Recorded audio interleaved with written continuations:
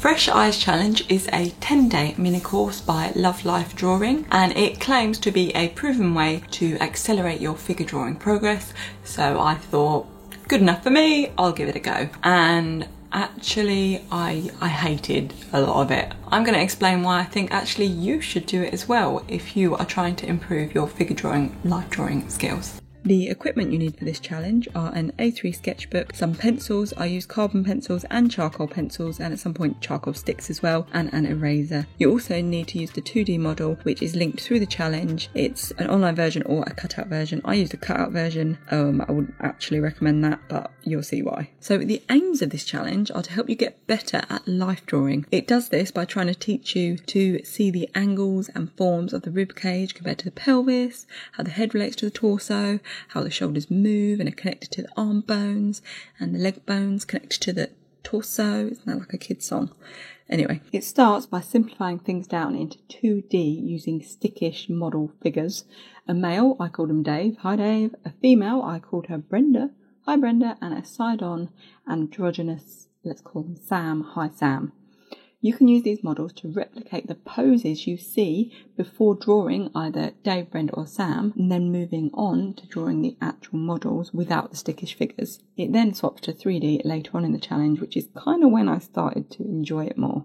I chose to use the cutout version because I'm just sick of staring at computer screens. It was really fiddly, but it did work. But next time round, I'll probably use the online version because honestly, the neck and the shoulder parts were just awkward. So for day one, you just recreate the poses of the model using Dave or Brenda, our little puppets. On day two, you draw Dave or Brenda in their nice new poses based on the model's poses. I'll be honest, I found this way harder than I thought it would be. I was directly trying to copy Dave, which I felt took me away from the actual model's pose, if that makes sense. But I pushed through. I just found it really frustrating. I didn't enjoy drawing this way. I felt like my drawings were so clumsy and childish. They were just horrendous. I didn't know what I was doing. I honestly don't know why drawing simple shapes was so hard for me, but it was really hard.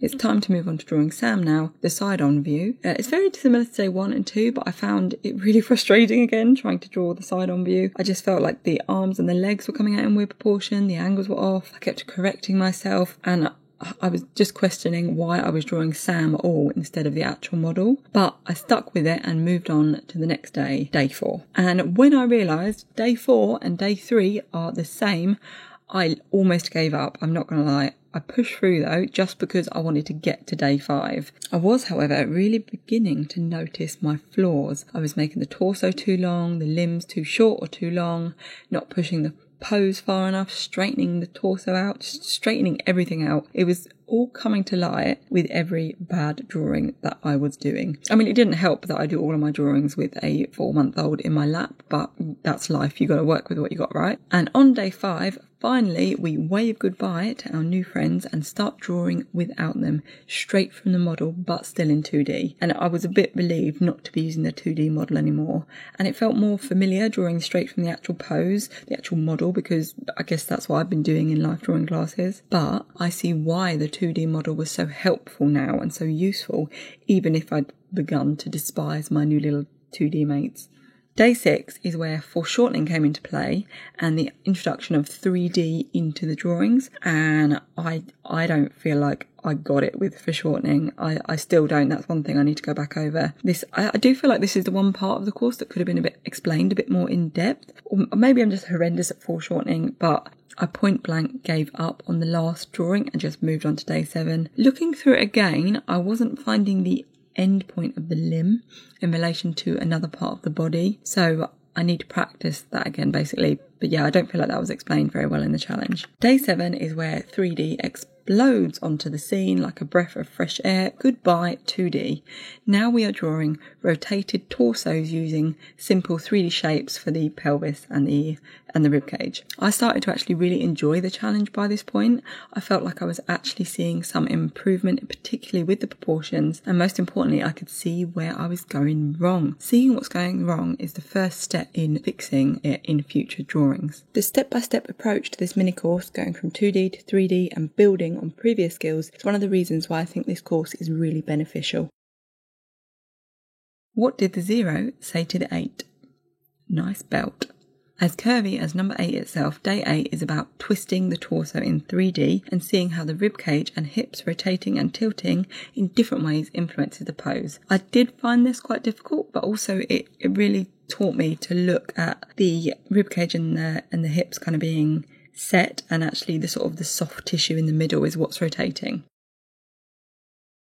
Day 9. Balance takes the spotlight on day 9, where the focus is trying to make sure it doesn't look like your drawing is mid-flight or they're like toppling over, which is something when I look back over my sketchbook before I did the challenge, some of my models do look a bit uneven, like they're off kilter. Honestly, this is an issue I didn't even realise I had till I did this challenge. So that's another reason. It's going to help you look back at your previous drawings, identify what you did wrong and improve in the future. So you draw a line to indicate where you think the centre of balance is, then you try to draw all of the gangly limbs in the right way so the figure looks balanced.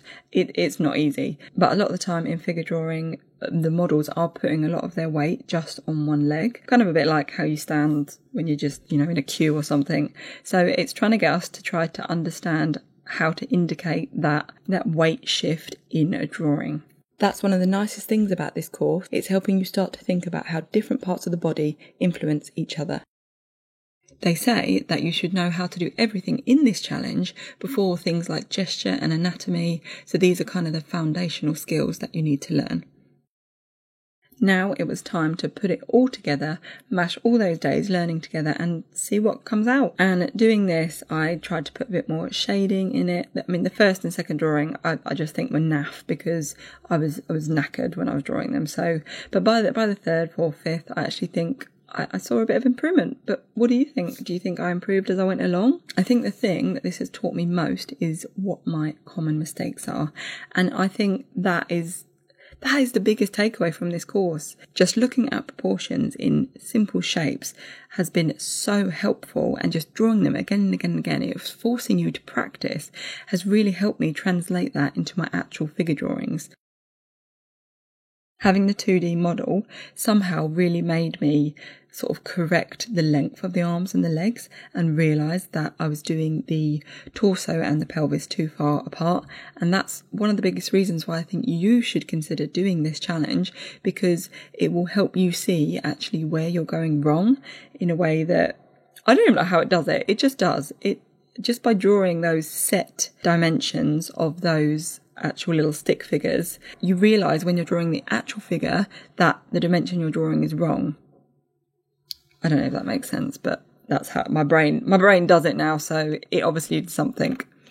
So I'm going to show you some of my figure drawings that have been completed after the course, and I mean, do you think they've improved? Let me know in the comments, but I think they have. So I definitely think you should give this a go. So I started life drawing like 3 months ago.